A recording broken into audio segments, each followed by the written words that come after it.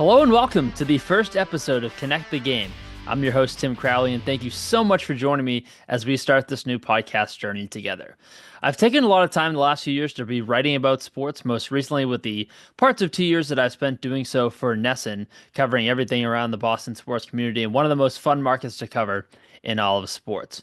I wanted to get back into the podcast realm because it was always one of the areas of journalism that I really enjoyed, particularly doing a few different ones in college during my upbringing at Hofstra University. And there's so many stories, as we mentioned in the trailer, if you saw that, that are there to tell in sports every day. And this feels like a great place to tell them. So this isn't going to be in exactly a news program. Obviously, we're going to talk about trending topics. That'll usually be the opening of most of these shows. But I want this platform to be about storytelling and kind of going beyond just the news, be able to reflect and use that for the future, predict what's to come, and assess where we're at around the biggest stories in sports. To help me do that is going to be a lot of people around this industry that I know have some great opinions and some great stories to tell, and we're going to hear from plenty of them. So why not hear from one of the first people and the first guest on this podcast? It's going to be Rylee Pay, the new AAA voice of the Tacoma Rainiers, the AAA affiliate of the Seattle Mariners. Rylee's a long broadcast friend of mine, and I'm so excited to see what she has in store in her first season with Tacoma after a tremendous start to her professional broadcast career in 2 seasons with the AA affiliate of the Boston Red Sox, the Portland Sea Dogs. We'll be back for a little bit more baseball talk to end the show in just a little bit, but you guys are here for the guests, and let's hear from our first one on Connect the Game. It's Rylee Pay. We hope you enjoy it.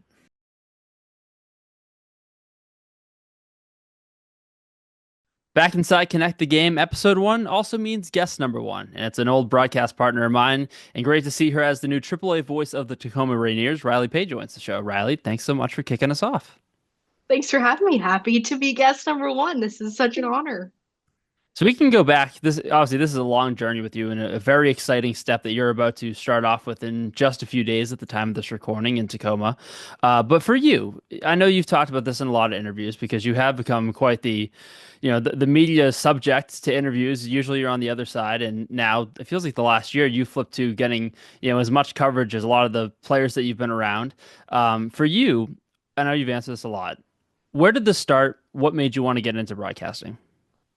Yeah, like you said, I've mentioned it a few times, so I'll try to make it an original answer. But for me, I always loved sports. I knew that I wanted to work in sports. I grew up dancing, danced throughout college at UNLV, and just really always envisioned myself working in sports in some form. Originally wanted to be a sports agent. Took a business and accounting class at UNLV for my first semester and realized I didn't love that as much as I thought I would. So quickly kind of turned to the broadcasting realm and started working in a variety of internships really early on. First summer internship was with the Northwoods League, a summer collegiate league. And then the Cape Cod Baseball League as well. Interned with the UNLV athletics department, being an assistant to the baseball SID, and just got so much experience doing a variety of different things, doing things online, social, graphics, really anything and everything, PA, student radio. But for me, I think the interest in broadcast started after my first summer internship with the Northwoods League. I was interested in just the play-by-play, asked to shadow the radio broadcasters for one of the road trips, and they let me go along and ride the bus with them and stand behind in the booth and just observe. And I told my internship coordinators that it was something that was interesting to me after that at UNLV, and they said, like, we'll put you in anything that we can and get you started with our student radio station here. So that's where it all kind of started. And from there, play-by-play was never initially on my mind.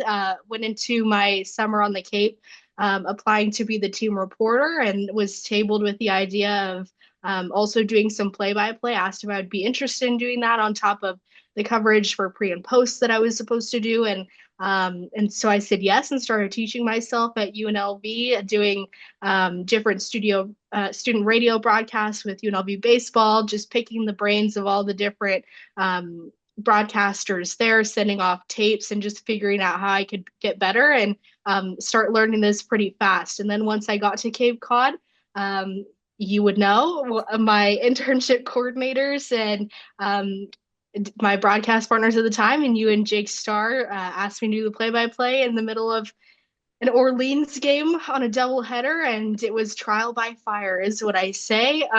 It was definitely my rockiest play-by-play to date, but it was the challenge that hooked me. And just from there, I knew that it was something that I wanted to get better at, so just took it and ran with it. I still like to think that if broadcasting doesn't work out for Jake, and obviously I'm going to be, still looking for some career stuff. If Jake and I ever need jobs, I think we would fit in great. If they don't go fully digital and they don't get rid of the signs, you ever watch like college football? I know you watch the Rebs a few times here and there, but like the three guys that are in like the different colored shirts on the sidelines doing the hand signals in for like the like Mm, defensive plays. I I think yep, Jake and I earned our PhDs that day in yep. Orleans. But again, like that's a day that we all talk about for various reasons. You touched on it a minute ago. Like, what was that job pitched as to you? Because like obviously it turned into something incredibly more than that.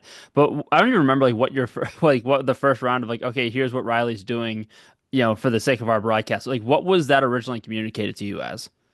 Originally it was, yeah, offered the position as a team reporter, and then from there they had mentioned just that the voices that were going to be on the broadcast were somewhat similar, and obviously mine was different. So they just kind of envisioned it being more of a color commentary role than anything, of where I would hop on the broadcast and be in there for all 9 innings, but just more so kind of bring some levity to different situations, bring in some personality, just break up the different voices that you were hearing, so that obviously there was some variation in that since we were TV and radio. And just to kind of see how it went, I think more than anything, it was just being receptive and open to whatever way that might have gone, and just kind of being willing to run with it and see what it looked like. I don't think anybody really had a clear idea or a clear vision, like, okay, we're going to have three play-by-play broadcasters, but they saw so much in me, and I'm thankful for that because they believed in me to do play-by-play and saw the opportunity there. And I think when you're on the Cape and you're around so many talented broadcasters, it's hard not to get better, and to just be in those situations where you are challenged. So I don't know if there was a clear cut exactly, but I think it was just the willingness from both parties to just kind of run with whatever it could be. Obviously, it turned into something amazing, and you look across the Cape that summer, there's a lot of our all-star talent, in my opinion, that are doing some incredible things now. Not all of them are still in baseball, but they're doing incredible stuff, and a lot of them we hope to get on here at some point. For the sake of us, like that booth turned into something special. I remember looking at you and Jake Brown probably like midway through July, and it just something felt right about what we were doing, and it felt like everybody kind of hit a run. You started to hit your run doing play-by-play in your innings. From the time you got to the Cape to the time you left, how do you think your goals changed for what you wanted your broadcast career to be after that summer? Yeah, for me, I always say baseball is always the constant. So if anything, it just like enhanced that belief and really reaffirmed it that I just loved working in baseball. I think it opened my eyes to what the opportunities are in the industry and how you've seen that kind of evolve in the last couple years. I think there's such a value to being multifaceted and being able to do a variety of tasks in whatever position you're in, whether um, you're a game day staff who learns how to do graphics, or just anything, being able to do more than just one role, I think makes you way more marketable in this industry just because of the way that it's changed over the last couple of years. And it just makes you a better teammate too. When you know what it takes to do other people's jobs, you just have a more of a respect for those people that you work with. So I think it just opened my eyes to the value of being able to do more than just one thing, especially when I looked at minor league careers and knowing like I wanted to work in baseball for sure post grad. I started to look at the job scene and what was out there when I did graduate. And majority of these positions that you see in minor league baseball are much more than just broadcast. So you're doing pre and post game, you're doing game notes, you're doing operations tasks, you're helping staff different things, you're helping with the tarp, you're just doing a ton of different things leading up to the broadcast. And so for me, I think it just just reinstilled the fact that it's valuable to be able to do more than just one thing, and what an opportunity it was to be able to have that chance to do play by play, knowing that this could open up other doors for me down the line that I might have not even envisioned for myself right away. Which it certainly did. And obviously that led to your time in Portland with the Sea Dogs. You know that you've driven me nuts with this before, that, leading up to that opportunity, like we didn't even know that that was happening. Um, and then you were happened to be visiting with us at Hofstra that weekend that you got that job. Now the time has passed. Like how much of that was an opportunity that you saw like from the get-go of when that job was posted? This makes sense, and obviously, kind of like that marriage in the booth with Emma and being able to learn from her and what you guys were able to build for 2 years together in the Sea Dogs. But like, how did that all start? Because now there's some time passed, and I feel like now you can kind of tell us. Yeah, I'm superstitious. Kind of like players, I don't really talk about any jobs that I'm applying for until I know what's happening, just out of superstition. So yeah, that was the case for that one. I applied to a variety of just minor league jobs, but for me, the one that did stick out was with Portland because, for one, Emma's beyond talented. She's just one of the best voices in the game right now, and she's is such a hard worker, and you can see that just from me following her and seeing her work for a couple years prior.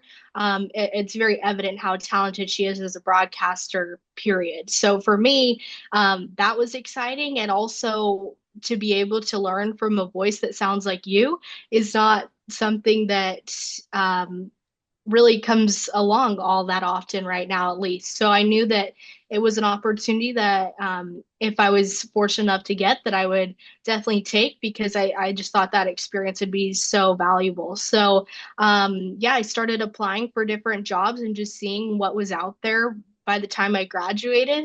And minor league jobs usually open up in November, give or take. So saw hers, applied for it, and then had a series of interviews, and was super lucky to get that job late in the year before the new year. And still hadn't graduated from school yet. I was graduating in spring of 23. So I talked to my professors, and they said that they would help me figure out how to do school online and finish up my coursework so that I could do both. And then flew home to graduate during the season for a weekend, and that was that. But in terms of just working with her and having 2 seasons with her, I think that was far and wide one of the best experiences, and something that has completely just changed who I am as a broadcaster. I learned so much just sitting next to her for 2 seasons. The way that she broadcasts, her humor, the way that she's able to make it enjoyable for diehard baseball fans, but also just the casual fan, I think is so special. And just as a person as well, this is a tough industry sometimes, and it definitely tests you in different ways. Living on the road and moving away from home just to random cities, and just constantly being on the go. And so to learn from her just the ins and outs of the minors and how she balances different things, and just how well she handles it, I think was super important. And it'll be always a time that makes me sad, because I wish we could be partners forever too. But I was so lucky to work with her, and she's such a good friend now as well. Is this gonna be like kind of like the SpongeBob like moment where like they have that song with SpongeBob, Mr. Krabs, their images like float above the sky, and Yep. now you're reaching across, they're reaching across the street. It feels like you and Emma are now reaching across the entire country. Totally. Yeah, coast to coast. Even though I didn't see SpongeBob, I've never watched it, and we know that's a sore subject too. But I was gonna say yes. you're the third member of the team, Jake Starr, is gonna be horribly disappointed in that. Something Yep. he probably already knows. But Yep. last year, in knowing how big of an impact Emma was, I know that made last year start a little interesting for you. Emma obviously taking some time away for a lovely reason, welcoming a baby girl into the world with her husband Jesse, and that left you in a position to really lead that broadcast for a while. Like, that you were the voice for 3 months in a very nationally covered group of minor league prospects. And this is something, again, it's slightly biased because I work in this market as well. And so much of my job last year was covering, the rise of Roman Anthony and Marcelo Meyer, and at the time Kyle Teal, and then Christian Campbell out of nowhere. Not every minor league market has that much attention. Obviously, this is what Jeff Passan called a few weeks ago, a generational group of prospects. How hard was it at times, and how proud are you now being able to look back of leading that pretty much by yourself at that time from the media side, focusing on getting better for yourself as a broadcaster while also having to simultaneously manage the most talked about prospects in the entire sport? Yeah, I think I was just excited to, for one, be back for another season, and two, to be able to watch that because everybody knew going into it, like this is going to be a really fun team to watch in the minor leagues. So for me as a baseball fan, period, that was exciting too because you know that you're going to watch some really good baseball every night. But it was a challenge. I'd be lying if I said it wasn't. And that just goes back to the how I mentioned just that you do a lot of different jobs and it's all encompassing when you're a minor league broadcaster. So I don't think a lot of people know that you're also oftentimes, depending on the system, coordinating all of their media relations and kind of becoming their Google Calendar is what I call it a little bit. So any national media that they got, any local media, that's all coordinated through you, and you're kind of the person that has to go find them and coordinate with their schedule, make sure they get where they need to be. And with a group like that and all the attention that they were getting, it was certainly a lot. And it started early. So for me, it just came down to a lot of time management where I knew in the mornings that was like my game note time to be able to get those out and stat packs and rosters and check in with our manager and do all of the back end media relation stuff that I need to do in the morning. And then for majority of that first half, I would block off the second half of the day, and it was just coordinating media. So going back and forth from the clubhouse, trying to just find whoever it was that day. I would usually do that like one to 4 o'clock, give or take, and it was a huge part of the day. And but I always thought to myself, like, this is so fun that this is a team that's generating so much just attention and for good reason because it was really fun to watch. So it was tough challenge or managing that from a single person, of course, along with Chris Cameron, who is our director of communications as well. He was helping as well. But with Emma gone, you definitely felt the void of having that extra person that you were able to kind of do stuff with. So it was tough, but I knew like, okay, come July, it'll be all fine and Emma will be back and it'll be good. So it was just one of those things where like every minor league job you just kind of power through and it always gets done. Knock on wood, I say. It takes a second and then once first pitch comes it's exciting. But it was such a fun time and I think from a broadcast perspective of having all those innings from the first half of the season, home and away, doing all nine, you're able to really hone in on different things, especially road games where you're able to sit and analyze yourself, take notes about what you want to do to improve, send off your tapes. Emma would listen to me as well, and send me notes and just things like that. You're able to really fine tune some things. And when you're seeing all that action, it's easy because you have a lot of scoring plays to go back and listen to. Last summer, obviously, then once Emma came back, brought an incredible opportunity for both of you, and that was the chance to come up to Nesson, broadcast a game for the Boston Red Sox at Fenway Park in that booth in a ballpark that has so much history. I laughing because you know exactly what I think of when I think of a park with so Yeah. much history. Is that is that hit from Fenway Day in 22 in Katuitt? But in all seriousness, Insert the clip here. yeah, Okay. there. Um, you know exactly like everything that goes into that ballpark and everything that goes with Yep. an opportunity like that. Doing so at the Women's Celebration game in a broadcast that still has an impact because I don't know how much you realize now being out of the market, how much that commercial is played on the regular with you and Emma and having your home run call in the one commercial. Like that is still a regular rotation on the Nesson airwaves. So like that broadcast in itself made enough of an impact that they're still showing you even outside the organization now on a regular basis. Yeah, a lot of my friends joke about it that are still on the East Coast. Are like, we turn on the TV and you're on it again. year round. So it is cool. But yeah, it was a dream of a day, to say the least. And it's one that whenever you get into this industry, like that is for sure your bucket list dream moment. And for me, to be able to do it at Fenway Park was probably the coolest thing of all. Especially like you said, having Fenway Day a few months ago, essentially, not even maybe a year or so prior to, or yeah, year and a half, give or take. Before that, I was an intern with the Cape League and was there recording a hit in the stands. And it was like a full circle moment where walking past that section and you just think to yourself, like, holy cow, I was an intern here and now this is where my big league debut will happen. And it's one of the most storied ballparks in the world. So it was the best day ever. One that definitely is a blur even still sometimes, but to have her as well and to get to do it with Emma, I think was so cool because she is for sure paid her dues in the minor leagues and it was so deserving of that opportunity. And it was just fun too because there can be a lot of nerves that kind of come with that uh, idea of being on a nationally televised broadcast like that, and just to know that it was in some ways just like a Sea Dogs game with her as well was just really, really special and definitely a day I'll never forget. We touched on it a little bit earlier in this, but I remember talking to you before and after that day of just all the media coverage that went into that. It felt like everybody on the beat. It was, taking a chance to interview you guys. I know there was the scrum up in the press box before the game.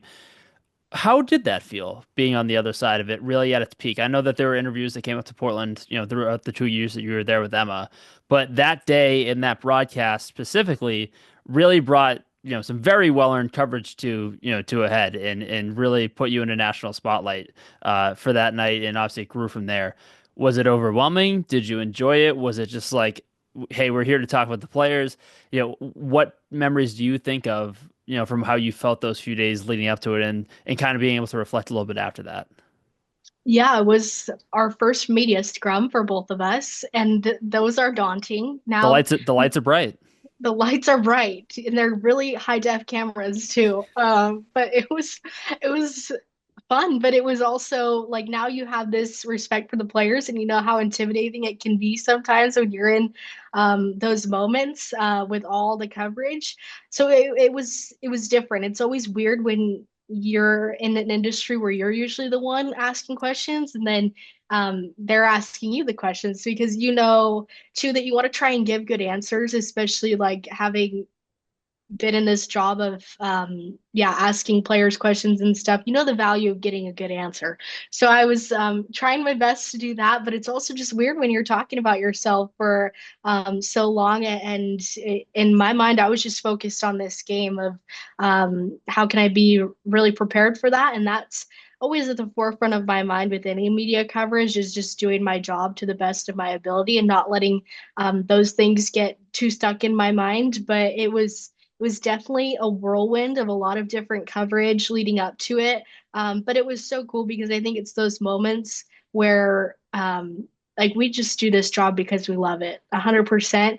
But you realize that because these things are garnering so much attention that it also is important because these are the reasons where little girls down the line might see it and kind of see themselves in those positions. And I think that's really cool too, just to know that there's value in that and that hopefully it does create opportunities if there's other girls, boys, anybody who wants to do this job.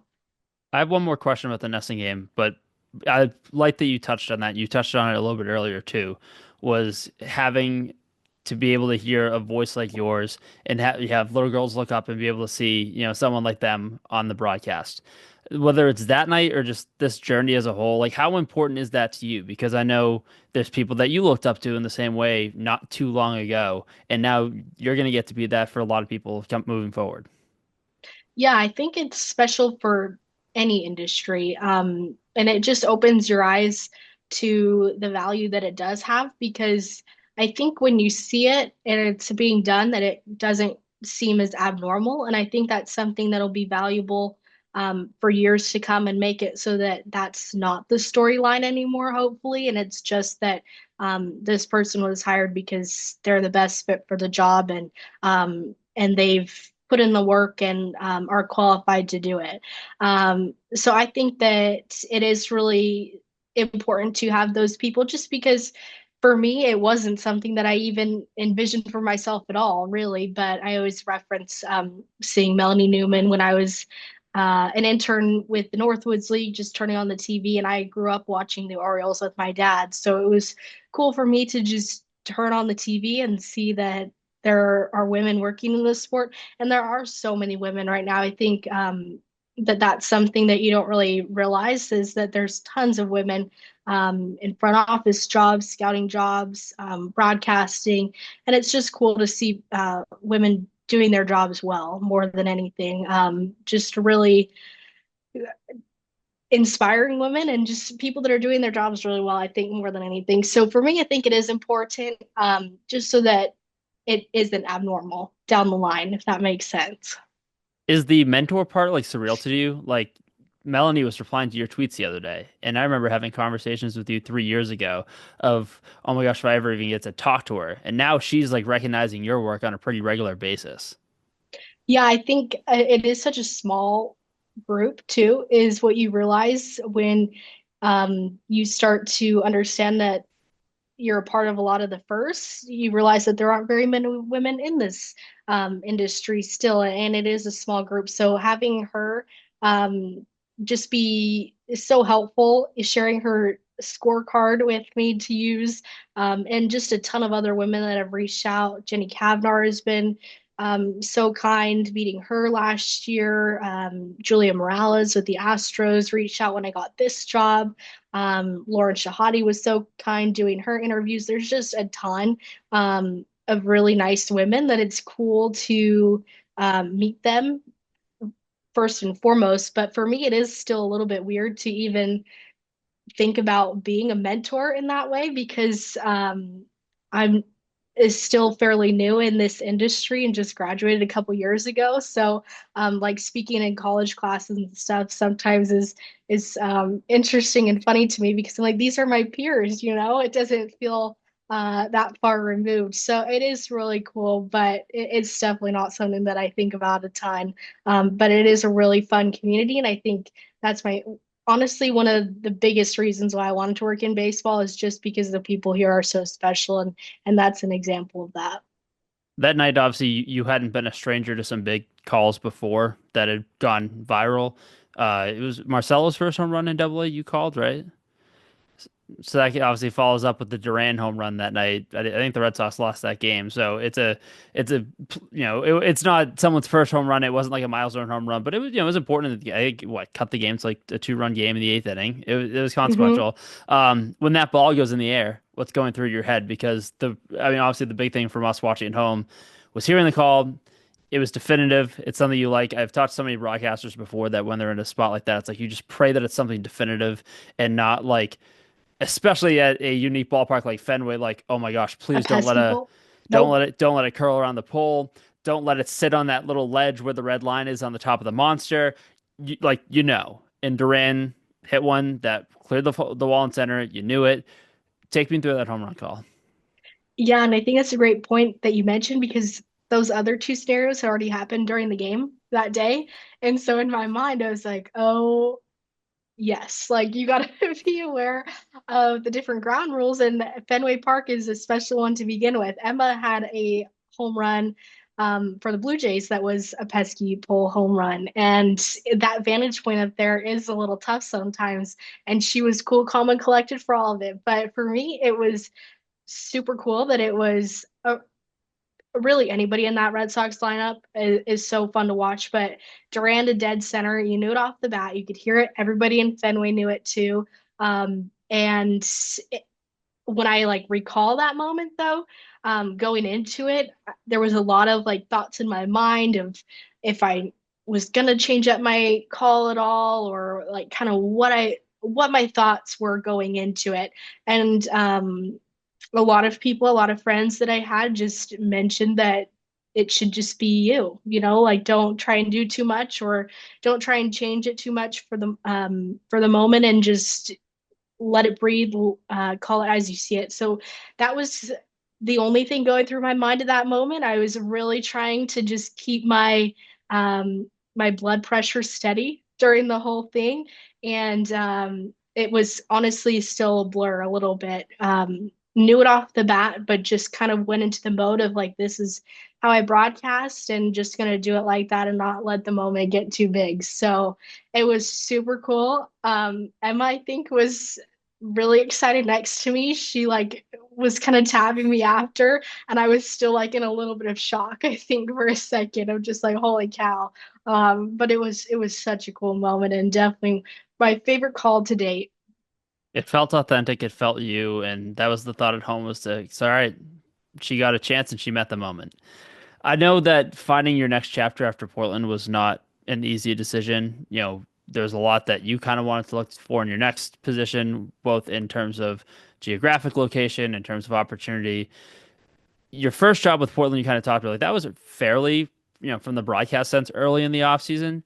This, on the other hand, was not so much with the decision to go to Tacoma. How did this path lead you here, and kind of what was this offseason like? Was it scary at times? Because I don't know if that was your thought process of, wow, I got hired in December last time. It's a few months down the line, and obviously now it's a sprint opening day. How was that process from you from a mental side, and how excited are you to kind of take this next step? Because, like a lot of the guys now, Rylee, you're a step away from the majors in a sense. Yeah, I loved Portland and I totally would go back in a heartbeat as well, and just was so thankful for my time there. But like you said, a lot of different factors, and one being too, the assistant position that Emma has created there. Her goal in mind is, and something that she had mentioned as well throughout my time there, is that for her, she envisions that assistant position being one where you can learn and grow, and really fine tune things. And then the goal is that you'll go off and kind of take over your own media department and get a number one job as well. That's always something that she emphasized, and was super lucky to have her as a mentor who really believed in that early on. And so there were conversations throughout the last couple months and weeks that I was in Portland last season where her and my boss Chris as well just mentioned, like, we think you're ready for that. And so that was really special to hear from them. And they had said, like, if we can help you in any way, kind of find that opportunity, like, let us know, and we would love to be of help in any way that we can. But with minor league baseball, there's not a ton of jobs that do open up all the time. There's so few jobs in this industry, and then finding some that open is pretty rare sometimes. So you go into it not knowing exactly what the off season will look like, who's might open up or what. But for me, being from the West Coast, having a PCL team in Las Vegas, definitely knew about the Rainiers and had heard such fantastic things about the organization from people on the West Coast. I had saw the tweet that Mike was retiring from here, and had just emailed because this was a team that really stood out to me, and told them, like, it would you keep me in mind? I would really appreciate it, in the near future if you have any openings. And heard from them a couple weeks later saying that they had posted their job for this position. And so I applied traditionally, like, every other job, and had a series of interviews with them, three or four in total, with their director of media relations, marketing, team president, and then also the ownership of the Rainiers as well. So it was an ongoing process that spanned about 2 months, and was offered this position in January, and took it. And they flew me up here to kind of see everybody and meet the staff, see the area, and see if I really liked it. And so I was just excited to have this opportunity for a position to open up in such a cool spot, a special organization, and the timing to all line up. It was super lucky. And I'm super excited to be here. From the few weeks that I've been here already, the Pacific Northwest is so nice. People are so kind at grocery stores, just out and about, like all of it. So you can feel that the people and the culture here is so special. And then you also just know what baseball means in this area too, with the Rainiers and how long they've been here. And then from a broadcast standpoint too, to be just their third voice in team history is something that I don't take lightly. And it's such a fantastic opportunity and one that I'm really excited to get going with here soon. I love that we get to talk about this like it's like a free agency process, which in a way it really is. But I think the weather gods back here in New England knew that I was talking to the new voice in the Pacific Northwest today because it has not stopped pouring all day long. So very fitting as Yep. Rylee joins us. You get ready for the season. Obviously, the AAA season's getting ready in a few days. What's important to you now when you get ready to call a game about your process? You know, the day to day of how you like to prepare. I know that turtle talking is still important to you, which for a moment, what is Turtle Talk for people who don't know that are not me, Riley Pay, and Jake Starr? What is Turtle Talk and why is it important? Because this podcast is kind of going to be what the Turtle Talk podcast was supposed to be in terms of talking to ball and hearing from people around the industry that make this sports world so special. Great question. Best one all interview. Turtle It Talk was about time we had is one good one. finally, no, Turtle Talk is something that I think we coined the term of during the Cape, and I'm sure a lot of people have used the term before, but when it's BP happening and the players are all congregated around the turtle, for one, it's just super fun to go down there and watch them take BP. You can pick up on some different things. That's where for me as a broadcaster, you get to see if they make any mechanical adjustments with their swing or just different things. You can take away so much from just watching somebody every day. So that's a huge portion of it. But also, when you're down by the turtle and it's just that lighthearted music going and they're just kind of chatting with each other, it also just creates an opportunity for you to get to talk to them as people. And they usually will tell you some good stories or answer your questions if you have any. And I think it just bridges that gap of being a broadcaster up in the booth to also being like that perspective and that liaison with the players so that you're able to really bring certain things to life and provide the perspective for people watching of why they might be doing what they're doing or get stories in that way. So that's what Turtle Talk is. It's just that time where you get to go down and chat with everybody and see what's going on, on the field. And so I think it's one of the best parts of the day too as a baseball fan. It's just fun to watch BP. Everybody loves that. In terms of my prep for the season, it has been different this year for sure than years past because when you're in a certain system for a while, that becomes all of your news coverage that you're reading. So I was reading all Red Sox news, NESN, Globe, Mass Live, all the things, and you just become familiar with that news cycle. So now it's been a total pivot of getting to know everything Seattle, and of course, this is such a fun farm system to begin with right now, with all their young prospects that are coming up and just the player development that they have here. It's super exciting. But had a chance to go down to spring training, get to meet some of their beat writers and different broadcasters for the team. So getting to meet them, reading their coverage, listening to podcasts, just whatever I can to fully immerse myself in Mariners news is what I've been doing as of late. And then just getting game notes and stuff ready as well has been really fun, but different for sure. The last one before we kind of rattle off some fun stuff for you at the end is this is a very incredibly exciting season coming up for you. Again, taking the jump to AAA, doing it in a fun system like the Mariners and everything that Tacoma has to offer. So I know that you're very present in the moment there. How excited are you to continue this journey that's really, I know for you, a different journey than what you expected 3 years ago to get to continue that? And we talked about goals earlier and how much those change from the start of the Cape to the end of the Cape. What goals are still left now? And what are the aspirations as you start this next chapter? Yeah, I am so excited to be here. I'm excited for all the opportunities in this area, but I think I believe it's Marcelo who always said this, where he said he's just always tries to be present, be where his feet are. And that's the same for me. Like I'm just excited to be here, to be present in this community, get to know people here. The fan base is always one of my favorite things of getting to meet fans and chat with them.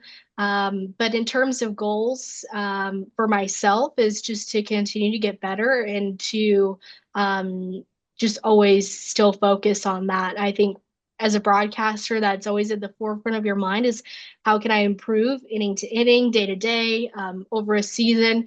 So that for me is huge. And then also, I'm just excited about the opportunity here and the way that um, they envisioned this role with the Rainiers was super exciting to me to incorporate a lot of digital content for them. We just put in a beautiful new scoreboard and video board, so it'll be really fun to do some stuff for that kind of coverage in game. And then just having a chance to also do interviews and just a variety of different things on top of radio here, I think is going to be really awesome and just help continue or help me to continue to get better as a broadcaster and just an overall journalist in this industry. But goals going forward too is just to keep getting better and keep working in baseball. I think those are the two things that make me the happiest. So in whatever form that takes, I'll be happy. How proud your players must be of you following their footsteps of a true media answer. I'm kidding, no, but Thank you. it's real. Uh, I'm media trained now. she Thanks. is. I mean, hey, that we talked about the lights are bright. You got to be ready in that media scrum, and that's how it Sure. goes. Let's get you out of here with some fun stuff again. A little bit with baseball in mind. Favorite baseball movie? I don't have a favorite. I have a top three, and I just watched one of them on a flight back from spring training. Moneyball, Trouble with the Curve, and 42 are my trifecta. Love that. Pre-game meal. This I feel like this is differed. Mm. I don't know. It depends. I don't really have one that I do every day. Um, I don't have a pregame meal, I would say. Like sometimes whatever's in the press box, it also depends where you're at. Because if you're on the road, who knows what you're eating pregame? Could be different things. I did, in terms of superstitions, I went through a phase where I had a Diet Coke before one of my games, and it was a really good game. So then I went through a phase a couple weeks where I had a Diet Coke before every game because I thought that was that. And then I decided I really didn't like Diet Coke that much. So it was a trade-off that I was fine ditching it. Does the coffee stop, like the pre-game coffee stop, count as that? I'm a firm believer in a cold brew before a game, so maybe that's my pregame meal. You didn't have an answer to this one a few years ago. Jake and I were very big in the booth of we had like the same music we listened to every day, like Colder Weather by Zach Brown Band was always our go-to. Have you now, as you've taken a few more steps in your journey, found pregame music that you either like to prep to or listen to before a game, or if not, a certain song that comes on during BP that's just gonna like get you in the zone for a game? I like to listen to music when I do game notes. That's kind of my decompression time where I enjoy it. I just put on headphones and kind of tune out and do my numbers. But I don't listen to any music before the game. I like silence. I know it's kind of weird. But I just kind of like to be in my own thoughts leading up to the game. For BP though, I love any of the Latin music whenever they play that. I just think it's so fun and all the guys are usually in a good mood. So I enjoy it too. Everyone around loves Latin music, especially for that setting. Yep. Is that the same for the Game Notes soundtrack? No, I don't usually bump Latin music by myself in the No. office, but I should. I like a wide variety. I'll just put on a different station. Country's grown on me, but it's a little everything depending on the day. Who's your dream broadcast partner It's a great question. that you haven't had? Because I know Emma's probably the I answer for was gonna that. say, can I answer Emma? I'm Um, taking away more media savvy answers from you. I know. I don't know. Vin Scully? I just want to listen Good to him. choice. I just want to sit next to him and listen to him tell me a story. I would just love to listen to Vin Scully. Last one, up in the majors. If I had to guess, it might be something regarding one of your former players. Do you have a baseball hot take for the season for 2025?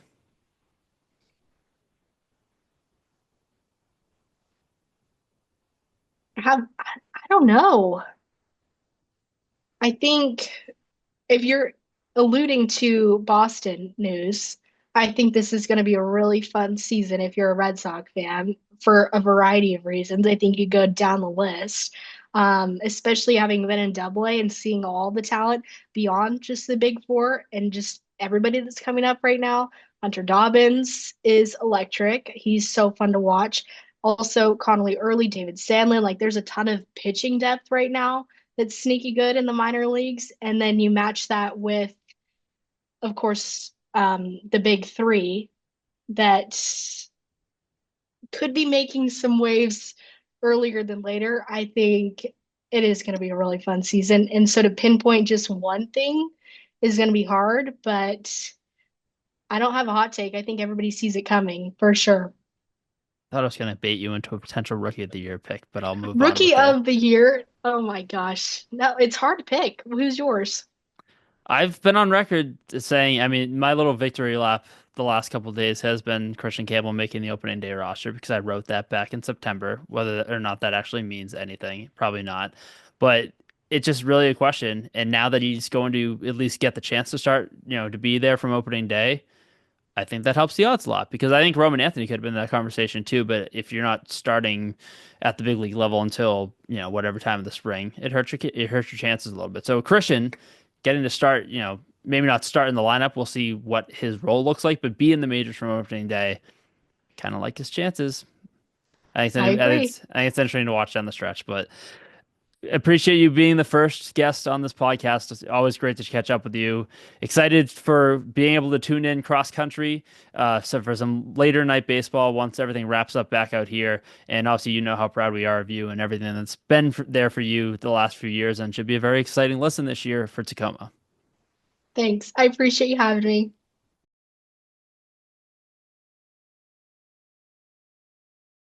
And a big thanks to Rylee Pay for being the first guest on this podcast. Again, welcome back to Connect the Game. I'm Tim Crowley. Wanted to give you some little sports talk to end this first episode. And again, this is a great journey that we're going to be on together. But as we said in that opening teaser, the best time to start this is baseball season. And at the time of this release, a happy opening day across the Major League Baseball world to all of you. So with that, let's get into some predictions for this year. I ran through each of the divisions, and we're going to see how the playoff bracket in both the American League and the National League shapes out this year. I didn't go through the playoffs just yet. We'll certainly talk about those throughout the season, but I do have division winners for all of you, as well as a World Series prediction. So let's start with the American League East, and this has been a division that has been very interesting to watch throughout the course of the offseason. A lot of moves across those five teams. Obviously, had the defending American League champions in the New York Yankees there. The Baltimore Orioles have been a young team with playoff experience the last few years. And what about the Boston Red Sox, who had finally, after a few years of just putting their young core together, finally made a few splash moves to look like a team that could be a contender this year? So, without wasting any more time, here's the five that I have it lining up at. I have the Red Sox winning the American League East for the first time since 2018, followed by the Yankees, the Orioles, the Blue Jays, and the Tampa Bay Rays in last place.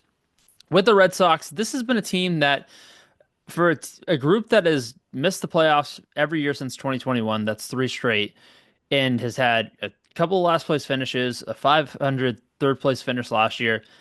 The record is been important in that stretch, and knowing that there's a young core building, and it looks like the Red Sox finally have the pieces that they wanted in place with homegrown talent to then support them with. And obviously they did that, headlined by the addition of a new ace at the top of the rotation in Garrett Crochet. Walker Buehler comes in with some championship experience from the Los Angeles Dodgers, and then the big one in the middle of the lineup is Alex Bregman, the two-time World Series champion, who had an incredible career with the Houston Astros and now comes in to take over at third base for the Boston Red Sox. So the Red Sox win in the division in this projection for the first time since 2018, even without Garrett Cole going down for the year with Tommy John surgery, or more so after that injury coming out. I saw the Yankees finishing in second place. They won the American League for a reason. Obviously, the biggest piece of that, or maybe the second biggest piece of that entire team, gone now to the other team in New York with the New York Mets, the departure of Juan Soto.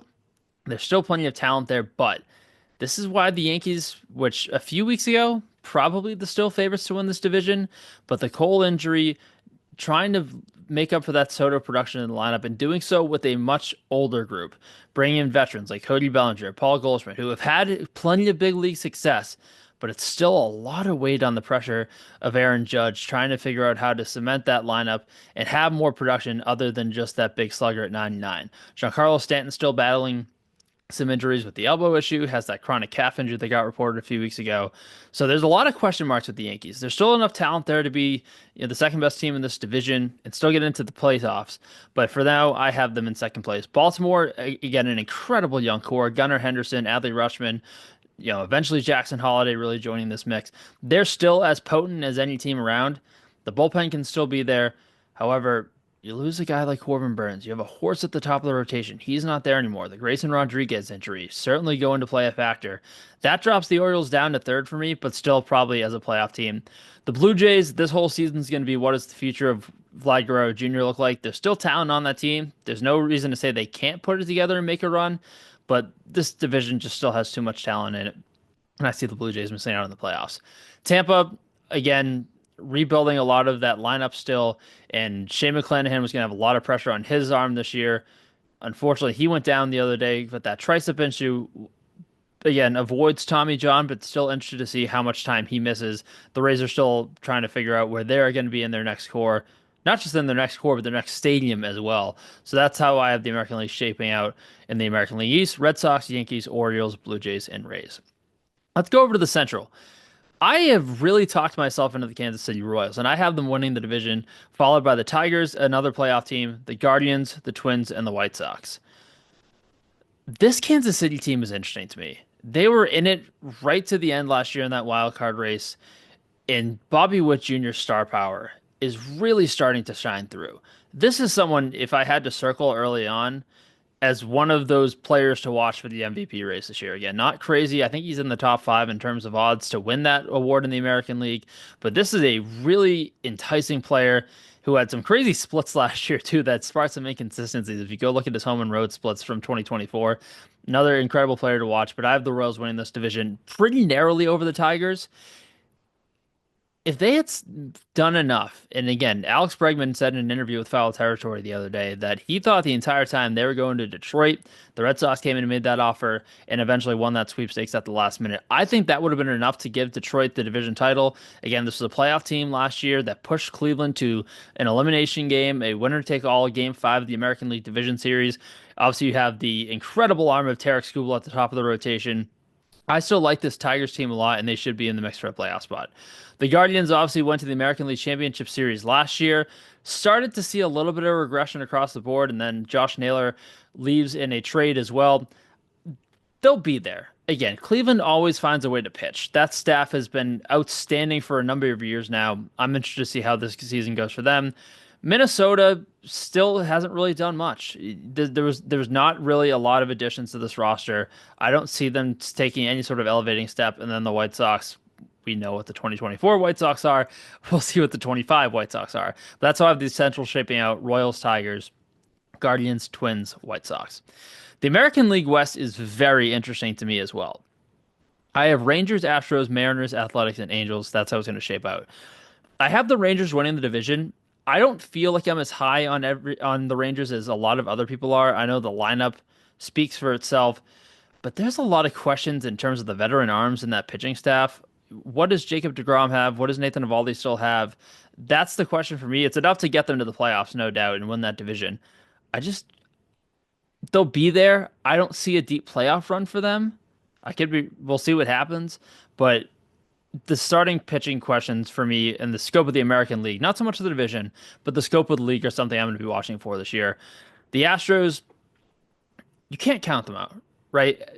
They're still there. Another playoff appearance last year. Again, Detroit made quick work of them on the road in that wild card series. But it's just one of those teams that you can't say this run is over until it's truly over. Obviously, again, as the championship window closed, that might be a different discussion. But this is still a team that they keep making they keep making postseason berths. So until that stops, it's hard to see them not going. However, it's that conversation of, all right, well, how many pieces from this core can they keep losing and still go to the postseason? Again, another offseason where that happens. Kyle Tucker off to the Cubs. Alex Bregman signs with the Red Sox. They've been able to make it work for quite some time. Again, they've lost pieces from this core. George Springer when he signed with the Blue Jays, Carlos Correa when he signed with Minnesota. They've lost pieces before and filled in to keep things going. And they won a championship in 2022 after losing some of those guys and making it work. Is this the year that runs out? Again, this Jose Altuve to left field thing just feels like a disaster incoming. The highlights from spring training were not at all promising in that field. This might be the year where the Astros are really starting to teeter on a postseason berth, but they keep getting it done in every year up to this point, so we'll see what happens. Mariners, insane pitching staff. The starting rotation, we know what that is. they're going to dominate up front and they're going to dominate from the mound. It's just that question. Even last year, they try to finally make a splash and go get Randy Rosarena and try to deepen that lineup. I still don't think it's enough with the bats, and I think that still cost them this year. The Athletics, the Angels, it's a toss-up for the bottom of the division. It still is. The most important thing there, will we see a healthy Mike Trout, and obviously how many saves is Mason Miller going to rack up for at the Athletics? Does it still feel weird for you guys to not be able to say Oakland there? We're going to get through that together. So that's the American League for me. The National League, let's flip over to one of the other fun divisions, the NL East. This is another one, just like the American League East, that could produce three playoff teams. I have the Braves coming back to win the division this year, followed by the Phillies in the two spot and the Mets, who went to the National League Championship Series and pushed it to 6 games in the third spot, followed by the Nationals and the Marlins. This Braves team, when healthy, that lineup is still among the best in baseball. Can we expect another Cy Young season from Chris Sale? Probably not, but it was incredible to see that from the Braves, and they don't really need him to because Spencer Strider's back, and that is a huge, huge help to that starting rotation. I have the Braves winning the division. The Mets and the Phillies I went back and forth on for the second spot. I'm going to give the edge to Philadelphia because I still really like the depth of the starting rotation. Guys like Christopher Sanchez, Ranger Suarez have stepped up. Aaron Nola can still find a way to do his thing. And Zach Wheeler, when he's on, is in the conversation as one of the best starting pitchers in all of baseball. So that's how I have the NL East. Go to the NL Central, Brewers, Cubs, Pirates, Cardinals, Reds. I think the Brewers have enough young talent to keep this going. Obviously, Jackson Chourio, one of the most fun players in all of baseball. Not as a playoff team, but keep an eye on the Pirates this year. This starting rotation with Paul Skeens at the top, completely electric stuff. I think Jared Jones is in for a bounce back year as well. And whenever that call up does come, I'm all in on Bubba Chandler. He was absolutely sensational in the spring breakout game. The stuff plays. The little bit of time he spent in AAA, I believe he had 7 starts to close out last season there. He was outstanding. Bubba Chandler might be one of my favorite rookies to watch this year. It's just one of those questions of when does the debut actually come. Now the National League West, which on the betting side, if you ever have happened to look, it's the only team that has minus money as the start of the season as the favorites. Every other favorite in the division is still plus money. That is not the case. Obviously, with the defending World Series champion Los Angeles Dodgers, they will repeat. Not a shock there. I have them followed by the Padres, the Diamondbacks, the Giants, and the Rockies. Again, this is just one of those years where I think the Dodgers are going to run away with the division again. This is a World Series championship team last year that still found a way to get even better. They bring Teoscar Hernandez back, and then obviously the big additions on the pitching side, Tanner Scott in the bullpen, Roki Sasaki in the starting rotation. The best team in baseball got even richer this offseason, and it's going to play again. So that takes us through the divisions. Let's go to the World Series. Not a lot of surprise in the National League. Like I just said, the Dodgers were the best team in baseball last year. They got even better this year. I don't see that changing. I have them going back to the World Series. The American League, and people may look at this and say, all right, he's in the Boston market. Of course, he's going to say the Red Sox now that they're finally in a window to contend. You just have to look at how this American League is. I think the Yankees, if you look at it last year, not to take away from what New York was, but the last 2 years has seen a very, very weakened American League. That if you can get hot in October, anything can happen. Again, we saw Detroit completely turn around and were a game away from the American League Championship Series last year. This Yankees team is still going to play around. The Orioles, it's really just a matter of what the starting rotation is. There's a lot of question marks around the league. And again, I'm not as high on the Rangers as a lot of other people are. They're still going to win that division in my mind, but I'm just not as high as everyone else is on them.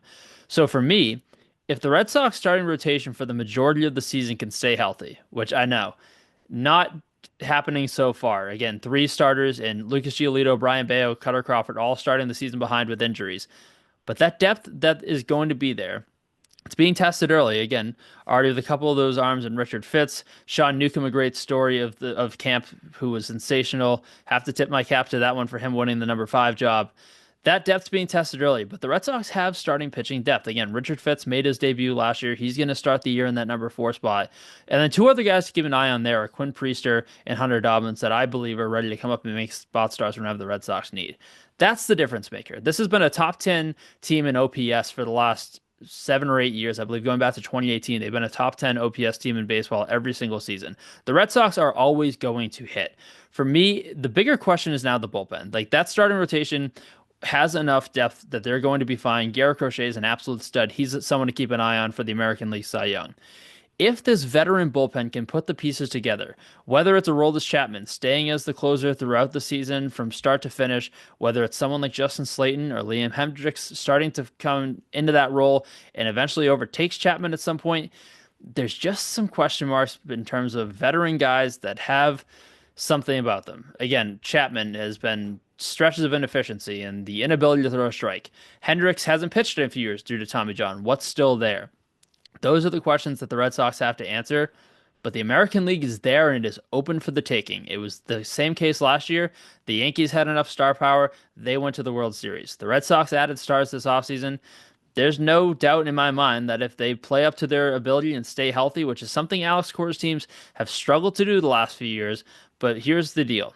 When Alex Cora's teams have healthy starting pitching, they go on playoff runs. Unfortunately for him, it's only been two of them in 2018 and 2021, but those teams had durable starting pitching throughout the season. 2018, they're the best team in franchise history from the wins perspective, 108 wins in the regular season.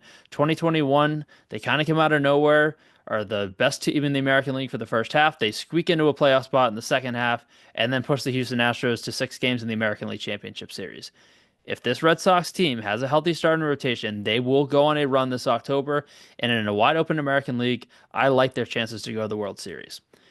If I had to pick a champion, I think the roster for the Dodgers is better and will probably outlast Boston in that series, giving the Dodgers a chance to go back to back. But that's why you play the game when you get to the Fall Classic.